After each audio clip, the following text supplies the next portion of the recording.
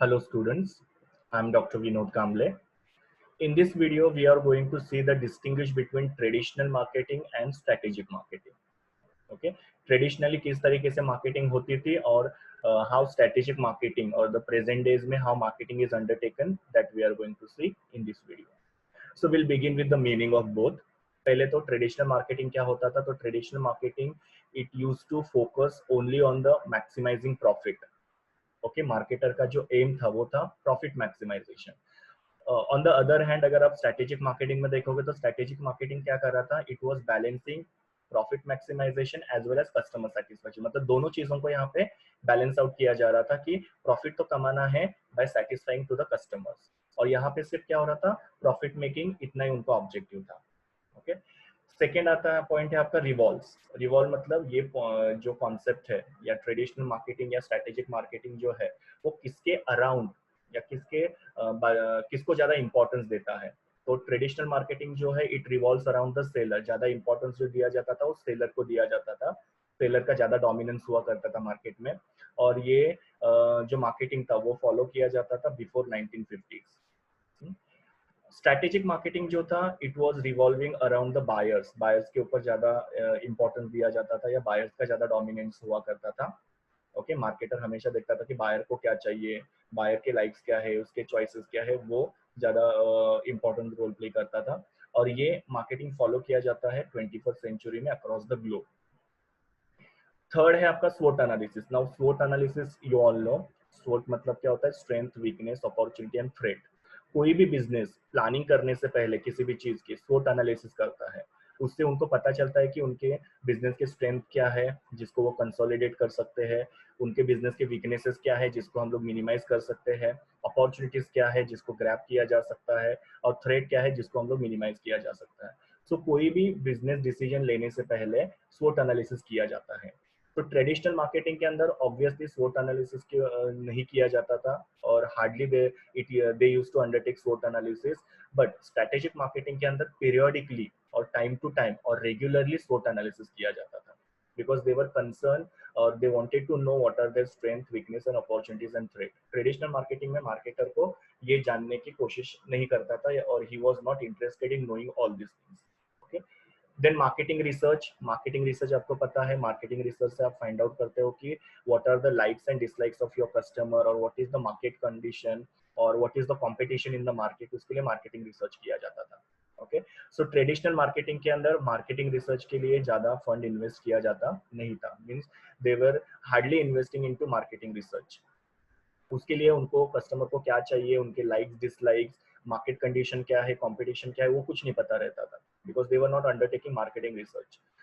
Where strategic marketing के अंदर आप देखोगे they use to spend lot of money on the marketing research to know what their customer want और what is the market condition. Okay, वो सब data collect करके लाके फिर उसको एनालिसिस करके अपनी मार्केटिंग स्ट्रेटेजी वो लोग डिजाइन करते थे. फिर प्रोडक्ट क्वालिटी. ऑब्वियसली प्रोडक्ट की क्वालिटी इंप्रूव करने के लिए हम लोग को क्या करना पड़ता है, research and development. Research and development करके आप न्यू इनोवेटिव प्रोडक्ट मार्केट में ला सकते हैं, या फिर आपका जो प्रोडक्ट है उसकी क्वालिटी इंप्रूव कर सकते हैं. ओके, सो ट्रेडिशनल मार्केटिंग के अंदर रिसर्च एंड डेवलपमेंट के ऊपर ज्यादा एम्फोसिस नहीं होता था.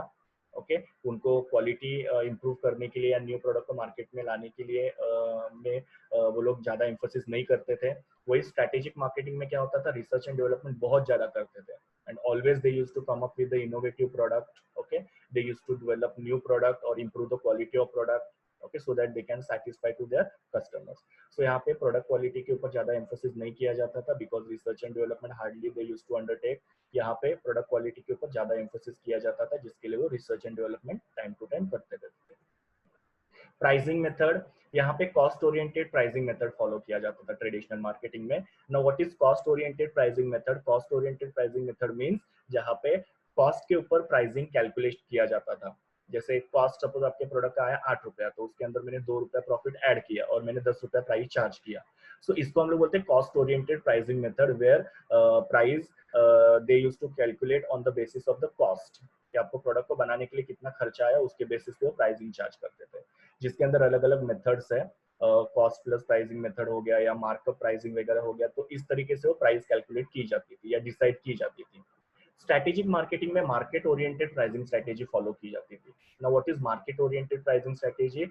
जहां पे डिमांड एंड सप्लाई को कंसीडर करके प्राइस डिसाइड की जाती थी। जैसे इकोनॉमिक्स में आप पढ़ते हो, जहां पे डिमांड और सप्लाई आपका मैच हो जाता है, that intersection point used to decide the price of the product. तो वैसे यहाँ पे होता था, डिमांड कितना है, सप्लाई कितना है, उसके हिसाब से प्राइस जो होती थी वो चार्ज की जाती थी, जिसके अंदर अलग अलग मेथड्स फॉलो किए जाते थे, जैसे कि गोइंग रेट प्राइसिंग हो गया आपका, डिफरेंशियल प्राइसिंग वगैरह हो गया, वो सब।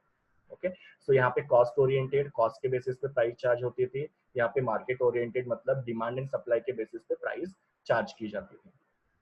प्रमोशन मिक्स, प्रमोशन हम लोग क्यों करते हैं? ताकि we can communicate with the customer about our product, और we can create awareness about our product, और remind the customers about our product.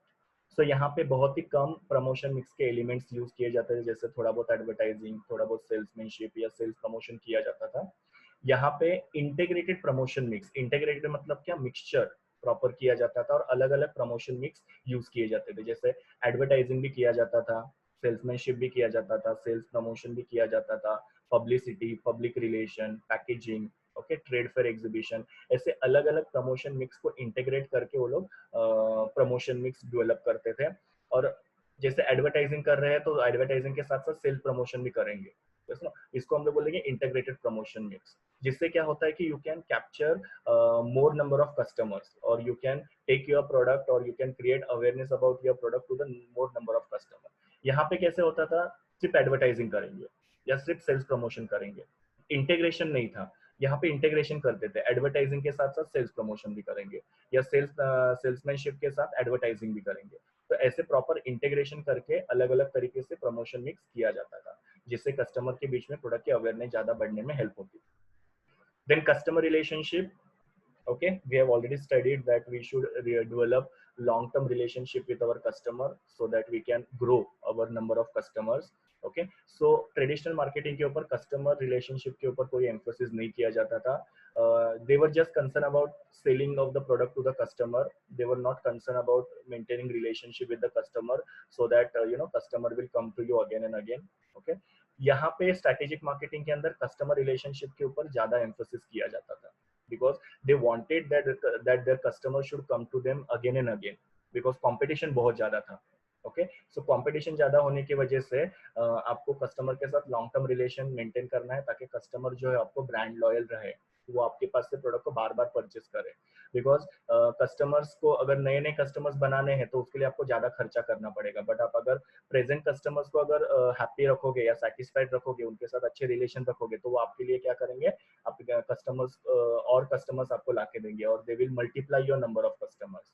Okay, so यहाँ पे कस्टमर रिलेशनशिप के ऊपर ज्यादा एम्फोसिस नहीं किया जाता था, यहाँ पे ज्यादा एम्फोसिस किया जाता था। अपॉर्चुनिटी ग्रैबिंग ना, अपॉर्चुनिटी ग्रैबिंग मतलब क्या, मार्केट में बहुत सारी बिजनेस अपॉर्चुनिटीज होती है। In every situation you have some or the other business opportunity. Okay, जैसे कि आपको पता है कि अगर सपोज मंदी चल रही है तो ऑब्वियसली उस समय पे आपको डिफरेंट बिजनेस अपॉर्चुनिटीज वगैरह होती है।